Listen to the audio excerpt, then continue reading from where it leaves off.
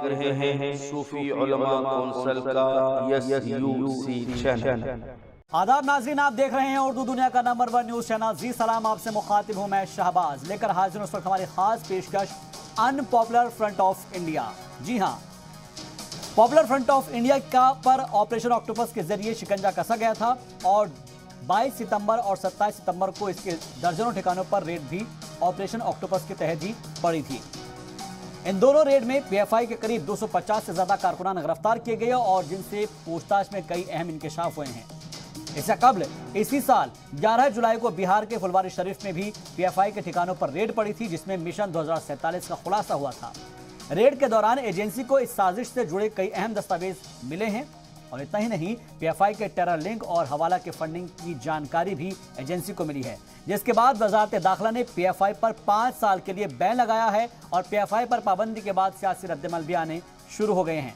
कई मुस्लिम स्कॉलर्स इस पाबंदी का तहे दिल से इस्तकबाल कर रहे हैं, जबकि लालू प्रसाद यादव और असदुद्दीन ओवैसी समेत कई ऐसे लीडरान भी हैं जो इसके साथ साथ RSS पर भी पाबंदी का मुतालबा कर रहे हैं। तो पॉपुलर फ्रंट ऑफ इंडिया समेत तमाम ऐसी तंजीमें हैं जो कि मुल्क मुखालिफ सरगर्मियों में मुलविस पाई गई है, जिसको लेकर गृह मंत्रालय ने यह एक्शन लिया है। लेकिन सवाल यह है कि क्या ऐसी और तंजीम हैं मुल्क के अंदर और जिनके ऊपर बैन लगाने की जरूरत है या फिर विरोध के लिए विरोध किया जा रहा है? इसको समझने के लिए हमारे साथ खास मेहमान जुड़ रहे हैं, उनका तारुफ कराते हैं, फिर उनसे चर्चा करेंगे।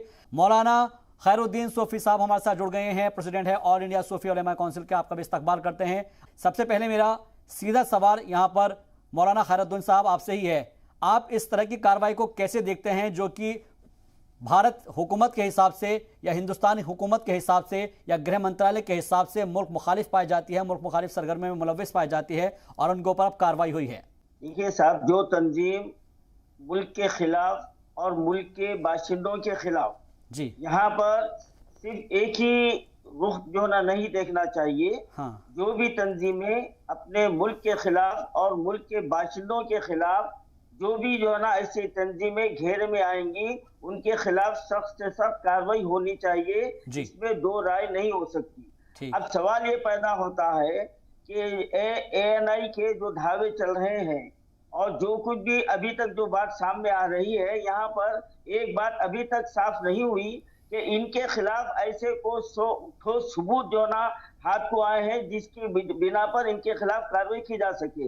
अभी सिर्फ कार्रवाई जो है ना हुकूमती इदारे पर है और अभी जो ना वजारत दाखिला की जानिब से जो इस पर जो ना बैन का ऐलान किया गया है, बात यहाँ पर खत्म नहीं। मौलाना खैरुद्दीन साहब, राजपत्र आ गया है बाकायदा, बाजाब्ता तौर पर वो उसका हम आपको पूरा मजमून पढ़ के सुना सकते हैं। उसके अंदर बाजाब्ता तौर पर गृह मंत्रालय ने लिख दिया, ये देखिएगा, आप तस्वीर भी देख सकते हैं आप। भारत राजपत्र के हिसाब से इसको बैन कर दिया गया है, ये ऑफिशियली अनाउंसमेंट हो चुका है। बिल्कुल, मैं बैन कर दिया गया है कह रहा हूं मैं बैन कर दिया गया है कह रहा हूं, लेकिन ये कोई फैसला नहीं है। फैसला जो है ना इनके जुर्मों का जो फैसला होगा वो अदालत में होगा और जो कुछ भी इनके ताल्लुक से जुर्म साबित होगा उसके खिलाफ अदालती फैसला होगा, वो तमाम भारतीय उसको मानेंगे। लेकिन दूसरा पहलू यहाँ पर यह भी जो ना वाज़ेह होता है कि क्या हमारे मुल्क भारत में और दूसरे तंजीमें जो अपने बाशिंदों के ताल्लुक से, अपने भारतीयों के ताल्लुक से जो नफरत का माहौल फैला रही है, कई मुकामात पर जो ना वो रंगे हाथों पकड़ी गई है, क्या उनके खिलाफ ऐसी कार्रवाई नहीं होनी चाहिए? मौलाना खैरुद्दीन साहब, क्या आप NIA की कार्रवाई पर सवाल उठा रहे हैं? क्या आप ED की कार्रवाई पर सवाल उठा रहे हैं? नहीं, बिल्कुल हमें ED की और NIA की कार्रवाई पर हम ये सवाल उठा रहे हैं कि फिर किससे जांच कराई जाए? आपके हिसाब से कौन सी एजेंसी ऐसी है जिससे जांच कराई जाए? अगर कोई मुल्क मुखालिफ सरगर्मी में मुलविस पाया जाता है तो कौन सी ऐसी जांच एजेंसी है जिससे कार्रवाई कराई जाएगी? नहीं, कार्रवाई इसी एजेंसी से करवाई जाए, लेकिन उन तंजीमों के खिलाफ भी करवाई जाए।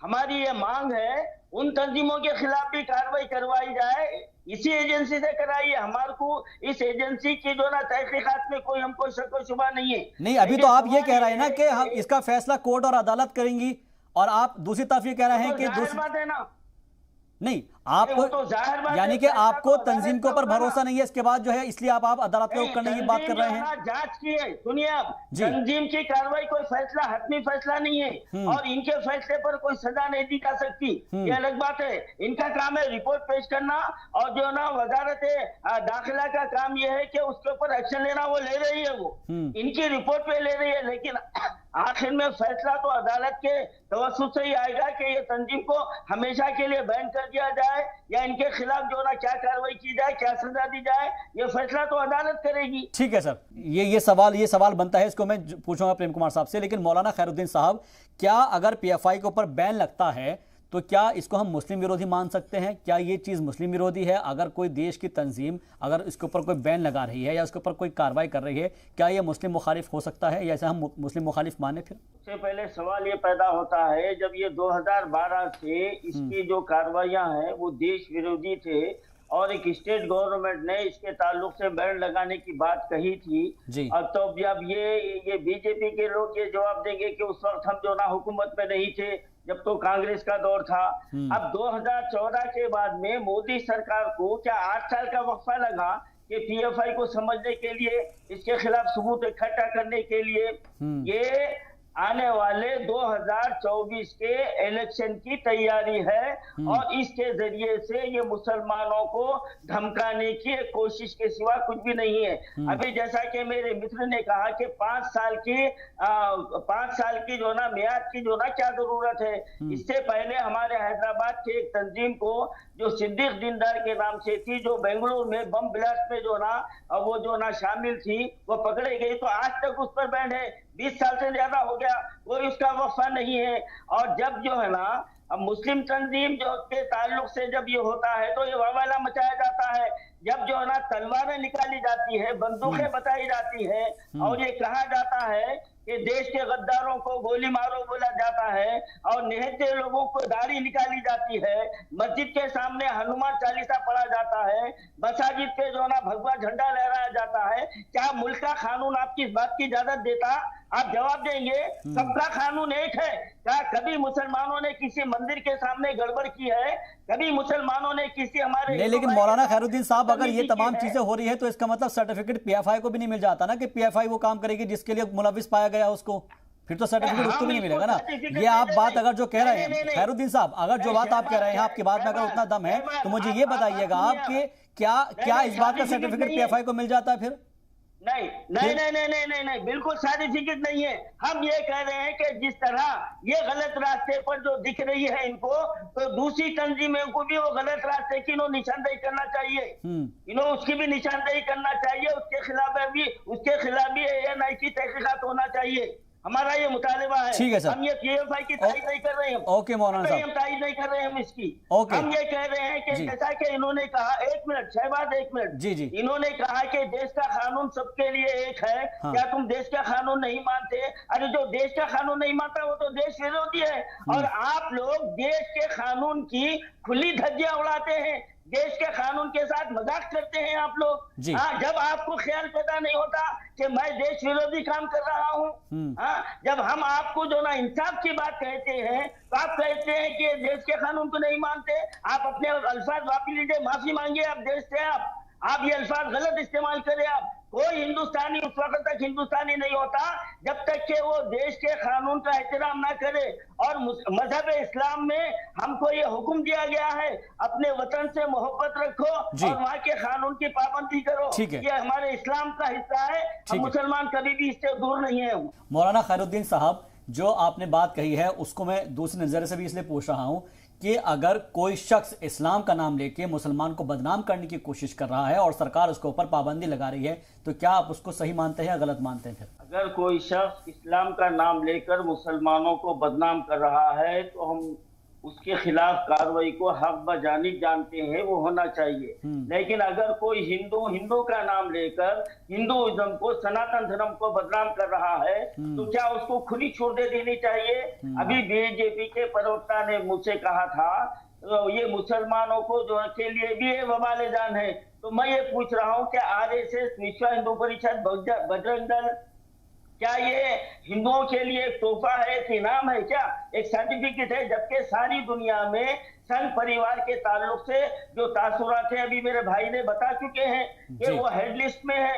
ऐसी तंजीम को आप खुले छोड़ रहे हैं और हमारे मुल्क में भारत में जो नफरत फैला रही है उसके खिलाफ कार्रवाई नहीं होती।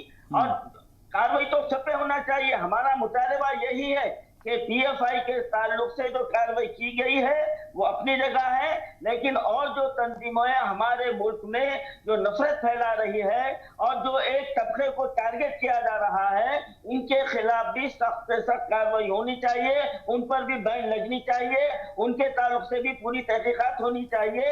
ये हमारा हुकूमत हिंद से ये मुतालबा है और ये हम मुतालबा करने का हक रखते हैं। हम भारतीय नागरिक हैं, कानून ने हमको हक दिया है और हम जो है ना रूलिंग पार्टी से हम जो है ना ये मुतालबा कर सकते हैं, हम कर रहे हैं। ठीक है। और एक बात, अब जो लोगों के बयानात को अभी इस चैनल पर जो दो हजरात के आप जो तस्वीर बता रहे हैं, अरे ये तो वो शुरू से वही है कि राष्ट्रीय जो ना मन से आरएसएस से जुड़े हुए लोग हैं ये। तो ये जुड़े हुए लोग जो ना क्या कौम की बात करेंगे ये या मुल्क की बात करेंगे? ये तो आरएसएस की बोली बोलने वाले हैं ये। इनकी तारीख रही है कि ये हमेशा आरएसएस और बीजेपी के कामों के ये तो जो ना गीत गाते हुए आए हैं। ये मुसलमानों की भलाई की बात कब करने वाले हैं ये? आप जो इनका चेहरा बताकर ये बताने की कोशिश कर रहे हैं ये फलाने, अरे कोई मुकाम मर्तबा नहीं है। ये जो है ना ये बीजेपी के एजेंडे पर और आरएसएस के एजेंडे पर काम करने वाले लोग हैं ये। इनकी बात तो कोई मुल्क में कोई सुनता ही नहीं है, इनकी कोई औकात नहीं है। किनकी बात कर रहे हैं आप मौलाना साहब, किनकी बात कर रहे हैं आप जिसके जो ना जो मुस्लिम चेहरे जो बता रहे हैं जी, और जो ना बार बार आप जो ना अपने स्क्रीन पर ला रहे हैं, मैं उनकी बात कर रहा हूँ। ठीक है, ये कोर्ट डिसाइड करेगा कि कौन सही है कौन गलत है। फिलहाल गृह मंत्रालय की तरफ से पाबंदी लगा दी गई है। बहुत बहुत शुक्रिया आप तमाम मेहमानों का हमारे साथ जुड़ने के लिए और अपनी बात रखने के लिए। कुल मिलाकर अनपॉपुलर फ्रंट ऑफ इंडिया की हम बात कर रहे हैं, क्योंकि जिस तरीके से उसके ऊपर कार्रवाई हुई है उसके बाद सरकार का जो फैसला आया है, अभी देखना होगा कि इसके ऊपर और कितनी सियासी बयानबाजियां और कितनी रोटियां सेकी जाती है। देखते रहिए जी सलाम। गुर्दे और मसाने की पथरी का कामयाब इलाज। कितनी ही बड़े साइज़ की पथरी हो, दवाओं से खारिज हो जाती है, आगे बढ़ने के चांसेस भी नहीं होते। कमर का दर्द, जोड़ों के दर्द का मुनासिब कीमत पर इलाज किया जाता है। इंशाअल्लाह मायूस नहीं होंगे।